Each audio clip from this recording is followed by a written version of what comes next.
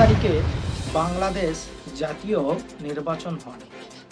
তো এখানটায় শেখ হাসিনার শেখে উৎখাত করেছিল ছাত্রলীগের মানুষ, ছাত্রলীগেরা মানে যুবক সংগঠনেরা।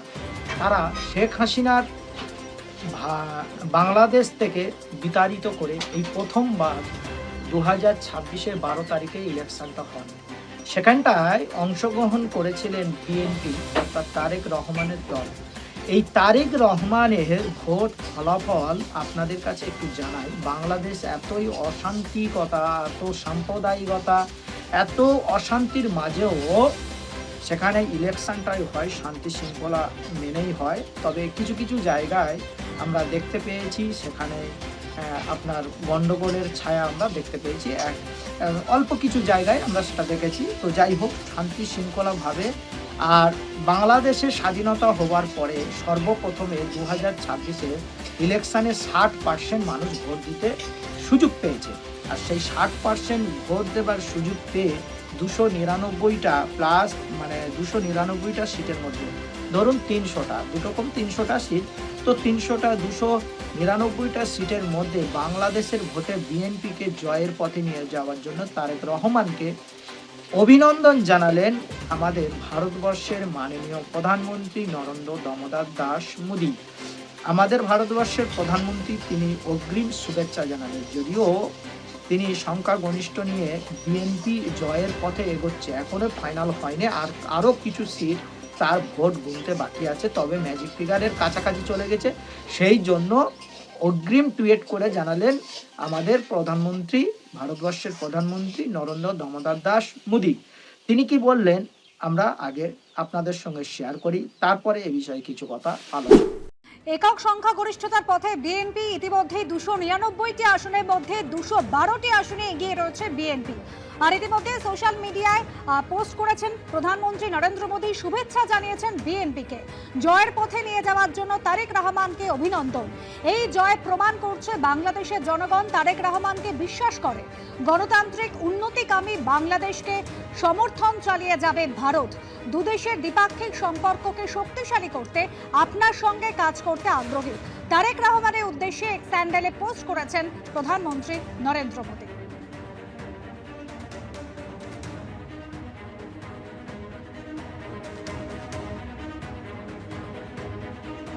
বাংলায় টুইট করেছেন প্রধানমন্ত্রী নরেন্দ্র মোদী, তারেক রহমানকে অভিনন্দন জানিয়েছেন। তিনি বলছেন দুদেশের দ্বিপাক্ষিক সম্পর্ককে শক্তিশালী করতে আপনার সঙ্গে কাজ করতে আগ্রহী। তারেক রহমানের উদ্দেশ্যে এক স্যান্ডেলে এমনই পোস্ট করেছেন প্রধানমন্ত্রী নরেন্দ্র মোদী।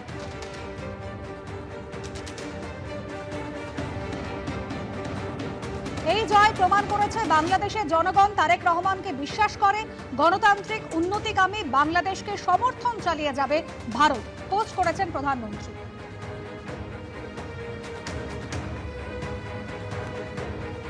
রাজগোপাল ধর চক্রবর্তী রয়েছেন আমাদের সঙ্গে। রাজগোপাল বাবু, শেখ হাসিনার পরবর্তী সময় অন্তর্বর্তী সরকার আসলো এবং তাদের সঙ্গে ক্রমশই পাকিস্তান এবং চীনের সম্পর্ক ঘনিষ্ঠ হলো। এই বিএনপি তারা যদি বিপুল ক্ষমতায় যেভাবে এগিয়ে রয়েছে, ক্ষমতায় আসে, ভারতের সঙ্গে সম্পর্ক কতটা মজবুত হবে বলে মনে করছেন? বাণিজ্য সুগম হবে? হ্যাঁ, মানে ওরা নির্বাচনে কিন্তু বলেছিল যে স্লোগানটা খুব জনপ্রিয় হয়েছিল, সেটা হচ্ছে যে ঢাকা নয় ঢাকা কি দিল্লি, জবাব ছিল ঢাকা। অর্থাৎ মানে আমরা ওই আমেরিকা যে মেক আমেরিকা গ্রেট এগেইন এই পর্যায়ে স্লোগান, আমরা নিজেরাই বড় হব, আমরা কারোর পোষা কুকুর হয়ে থাকবো না, এই ধরনের বক্তব্য তারা রেখেছিল। এটা হচ্ছে নির্বাচনের সময়কার কথা। তখন আবেগ দিয়ে কথা বলতে, নাহলে ভোটটা পাওয়া যায় না। কিন্তু নির্বাচনের পরে যখন সরকার তৈরি হয় তখন আবেগটা চলে, তখন বাস্তব। হ্যাঁ, তারা ইকুই ডিস্টেন্স তারা বলছে, সবার সঙ্গে সমান দূরত্ব বজায় রাখে, চীনের সঙ্গে, পাকিস্তানের সঙ্গে, ভারতের সঙ্গে। কিন্তু মুশকিলটা হচ্ছে যে চীন এবং পাকিস্তান থেকে সাপ্লাই আসতে গেলে যে সময় লাগে, ভারত থেকে অনেক তাড়াতাড়ি আসে এবং সব জিনিস সেখান থেকে আসবেও না। এই জায়গায় দাঁড়িয়ে স্বাভাবিকভাবেই ভারতের সঙ্গে যদি সম্পর্ক খারাপ হয়, আপনার নিত্য প্রয়োজনীয় জিনিসপত্র সেগুলো আপনি পাবেন না। ইন্ডাস্ট্রিয়াল কাঁচামাল সঙ্গে সঙ্গে দরকার হলো আপনি ভারত থেকেই পেতে পারেন। ভারত যেভাবে সামনে থেকে যে বিপর্যয়ের দিন, তো যখন বাংলাদেশ বলেছে এটা পাঠাও ওটা পাঠাও, আমরা কিন্তু কার্পণ্য করি।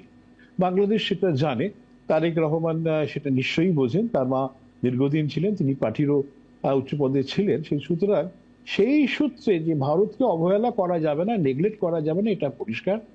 তবে হ্যাঁ, আমরা চিরকালই দেখে এসেছি তারেক চীনপন্থী ছিলেন এবং চীনের সঙ্গে তার সম্পর্ক যথেষ্ট ভালো রয়েছে। তো এখন চীন থেকে কি করে তাদের অস্ত্রশস্ত্র, ইনফ্রাস্ট্রাকচার, এগুলো চীনের প্রতি নজর থাকবে।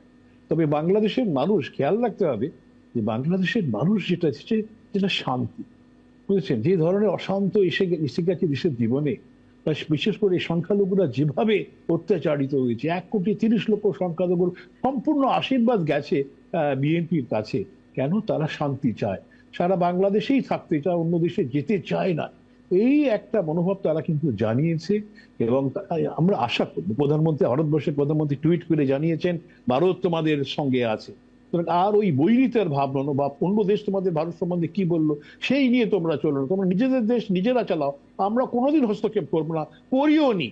হ্যাঁ, কিন্তু আমাদের মধ্যে যাতে সুসম্পর্ক থাকে, মানে পারস্পরিক শ্রদ্ধা, ভালোবাসা যেটা থাকে, সেটাই কিন্তু আরো চাইবে। তবে একটা যে অস্থিরতার জায়গা, মানে ভারতবর্ষের পক্ষে একটা অস্বস্তি। দর্শক, 299টা আসনের মধ্যে 210টা আসনে ভোট গণনার, যদিও এখন ফাইনাল রেজাল্ট এখন আউট হয়নি দর্শক, তো 210টা আসনে কিন্তু বিএনপি অর্থাৎ তারেক রহমানের দল বাংলাদেশে এগিয়ে আছে। আর দ্বিতীয় স্তরে যারা বিরোধীতে আছেন তারা হচ্ছে জামাতি ইসলাম, যেখানটায় দর্শক জামাতি ইসলামের কোনো কুড়িও ফুটতে পারেনি শেখ হাসিনার জামানায়। অর্থাৎ শেখ হাসিনার উৎখাত হওয়ার পরে এনসিপির সহযোগিতায় আবার জামাতি ইসলাম কিন্তু অনেকটাই রেজাল্ট ভালো করেছে। দর্শক, এখন ফাইনাল রেজাল্ট বেরোলে দেখা যাবে যে বাংলাদেশ অর্থাৎ সবুজে ঘেরা পদ্মপাড়ে কোন দল ক্ষমতায় আসে। তো তার জন্য আপনাকে অপেক্ষা করতে হবে, নিউজ 14 বাংলা ডিজিটাল মিডিয়ার সঙ্গে থাকতে হবে, চোখ রাখতে হবে আর সাথে থাকতে হবে। আর আপনাদের ভালোবাসায় নিউজ 14 বাংলার চিরকাম্য। আপনারা একটা লাইক করবেন, আমাদের বানানো ভিডিও সর্বপ্রথম আপনারা যাতে দেখতে পারেন। যদি ভিডিওটা ভালো লাগে অবশ্যই আপনাদের ফ্রেন্ড ফলোয়ারদেরকে দেখার সুযোগ করে দেবেন। নতুন পুরানো দর্শক যারা সাবস্ক্রাইব করেছে তাদেরকে জানাই আন্তরিক শুভেচ্ছা এবং ভালোবাসা। দর্শক, তো বলার বক্তব্য হচ্ছে, এই শেখ হাসিনার আমলে যখন নির্বাচন হতো তখন বাংলাদেশের সাধারণ ভোটাররা দাবি তুলেছেন আমরা ভোট দিতে পারতাম না। কেন দর্শক? তারা বলতেন সেখানে ভোট বক্স, ব্যালট বক্সগুলো আয়ত্তের মধ্যে নিত এবং স্টাম্প মেরে, ছাপ্পা মেরে ভোট দিয়ে দিত। বাংলাদেশের সাধারণ নাগরিকদের অধিকার হরণ করতেন শেখ হাসিনা। তার বিরুদ্ধে ভরি ভরি অভিযোগ আসত। আর বাংলাদেশ স্বাধীন হবার পর থেকে নিয়ে এই পর্যন্ত 2026-এ সর্বপ্রথম বাংলাদেশে 60% মানুষ ভোট দিতে পেরেছেন এবং সেটা শেখ হাসিনা তিনি ভোটের পরে আগামীকাল রাত্রে তিনি জানিয়েছেন যে আমার খুব ভালো লাগছে যে বাংলাদেশবাসী তার 60% মানুষ ভোট দিতে পেরেছেন। তাহলে দায়বদ্ধতা কি শেখ হাসিনার কিছু ছিল না? তার মানে কি দাঁড়ালো দর্শক? যে বাংলাদেশ নিয়ে এত আলোচনা সমালোচনা, এত টানাপোড়া ছিল, সেই বাংলাদেশে শেখ হাসিনার ক্ষমতার জেরে নাকি বাংলাদেশের মানুষ অতিষ্ঠ এবং ভোট দিতে পারত না। তিনি তারেক রহমান তার বংশধরকে গ্রেপ্তার করেছিলেন শেখ হাসিনার সরকারের আমলে এবং সেই তারেক রহমান তিনি বাইরে পড়েছিলেন। যখন ছাত্র আন্দোলনে নিষ্পত্তি হয় শেখ হাসিনার ক্ষমতা, তখন তারেক রহমান আবার বাংলাদেশে কামিং হয়। তিনি চলে আসেন, শুধু চলে আসেনি দর্শক, তিনি যেন আসলেন, দেখলেন আর মাঠে গেলেন আর ছক্কা মারলেন। বিএনপি ছক্কা মারলেন। আর তার সাথে যে বাংলাদেশের সঙ্গে যে বাংলাদেশ একটা অন্তর্বর্তী সরকার ছিল, ডক্টর মোহাম্মদ ইউনূস, তিনি পরিকল্পনা নিয়েছিল অন্তর্বর্তীকালে ইলেকশন করতে গেলে আগে ভালো করে গুছিয়ে গাছিয়ে নিয়ে সাজিয়ে গুছিয়ে তারপরে ইলেকশন করবে। আর সেই ইলেকশন করার জন্য তিনি যে ভারতবর্ষের সঙ্গে বাংলাদেশের যে একটা সম্পর্কর ফাটল ধরেছিল, আর সেই ফাটল ধরার কারণটা ছিল বাংলাদেশ পাকিস্তানের সঙ্গে এবং তিনি অন্য কোনো দেশের সঙ্গে তিনি ভালো সম্পর্ক রাখতে গিয়ে ভারতের সঙ্গে সম্পর্কটা ছিন্ন হয়। কিন্তু আবারও ভারতবর্ষের প্রধানমন্ত্রী নরেন্দ্র মোদী তিনি বলেন তারেক রহমানকে অগ্রিম শুভেচ্ছা, এইবারে বাংলাদেশের সঙ্গে আমরা ভালো সম্পর্ক এবং তারা যেন আমাদের সঙ্গে ভালো সম্পর্ক করে, কারণ প্রতিবেশী দেশ হিসেবে আমি বাংলাদেশকে, আমরা ভারতবর্ষ বাংলাদেশের পাশে আগেও ছিলাম, এখনো আছি। দর্শক, একটা দেশ আর একটা দেশের ভ্রাতৃত্ব বজায় রেখে প্রতিবেশী দেশ বিপদে পড়লে তার পাশে দাঁড়াবার জন্য ভারতবর্ষ সবসময় বাংলাদেশের বিপদে আপদে পাশে থাকে। সেটা বাংলাদেশের যারা স্বাধীনতা সংগ্রামী এবং সেখান থেকে নিয়ে যত প্রধানমন্ত্রী ছিল তারা ভবিষ্যতের গল্প ভুলে যায়নি, ইতিহাস ভুলে যায়নি। তবে সাম্প্রদায়িকতা প্রত্যেকটা দেশের কিছু কিছু মানুষ থাকবে, আর সেই মুসলানি মোলাতে দুই দেশের সম্পর্ক ফাটল থাকবে। এখন ভারতবর্ষ যদি বাংলাদেশের সঙ্গে বন্ধুত্বপূর্ণ আচরণ করেন তাহলে ভারতের কতটুকু লাভ হবে সেটা বলতে পারবো না, কিন্তু বাংলাদেশের অনেকখানি উন্নত হবে। কারণ বাংলাদেশ এমন একটা দেশ যে দেশটা অতি ছোট, ভারতের রাজ্যে পশ্চিম বাংলার থেকে একটু বড়। তো সেই একটু বড় একটা দেশ, সেই দেশ নিজে থেকে সবকিছু ডিসাইড করতে পারে না। আর প্রত্যেকটা দেশের উপর নির্ভরশীল ব্যবসা বাণিজ্য, কৃষ্টি কালচার ও রাজনীতিক কূটনীতির জন্য। তো সেই দিক থেকে আমাদের পশ্চিম বাংলাটা বাংলাদেশের পাশেই পড়ে, আর বাংলাদেশ পশ্চিম বাংলার উপর দিয়ে এই ব্যবসা বাণিজ্যটা করতে তাদের সুবিধা হয়। আমাদের ভারতবর্ষ থেকে অনেক পণ্য যেগুলো বাংলাদেশে দৈনিক জীবনে প্রয়োজন হয়, যেটা পাকিস্তান থেকে অথবা চীন থেকে আনতে গেলে তাদের খরচাটা অনেক বেশি। তো দর্শক, সে বিষয়ে একজন বিশ্লেষক তিনি বললেন যে বাংলাদেশ যদি ভারতবর্ষের সঙ্গে সুসম্পর্ক রাখে এবং তার দেশ তার মতো করে সাজিয়ে তারা তোলে, তাহলে ভারত এবং বাংলাদেশের বন্ধুত্বটা অনেক মজবুত হবে এবং সেই দেশটা অনেক ডেভেলপমেন্টে এগিয়ে যাবে। হ্যাঁ দর্শক, ঠিক বলেছেন, কথাটা যুক্তিসম্পন্ন কথা। আপনাদের কেমন মনে হয় আপনারা কমেন্ট বক্সে এসে আপনাদের মূল্যবান বক্তব্য আপনারা কমেন্ট করুন।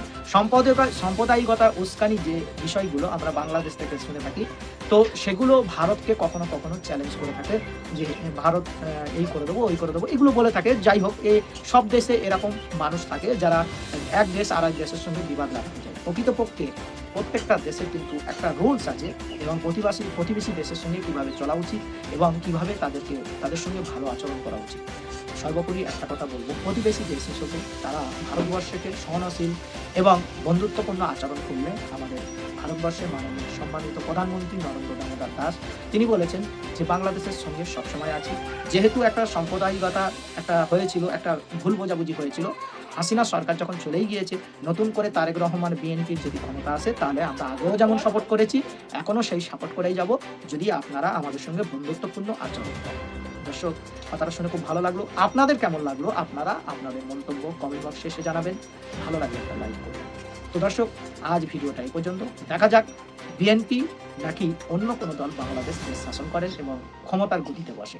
এখনো ভোট চলছে, তবে তারেক রহমানের দল 210টা আসনে ভোট গণনার যে যত পর্ব চলছে আগিয়ে আছে।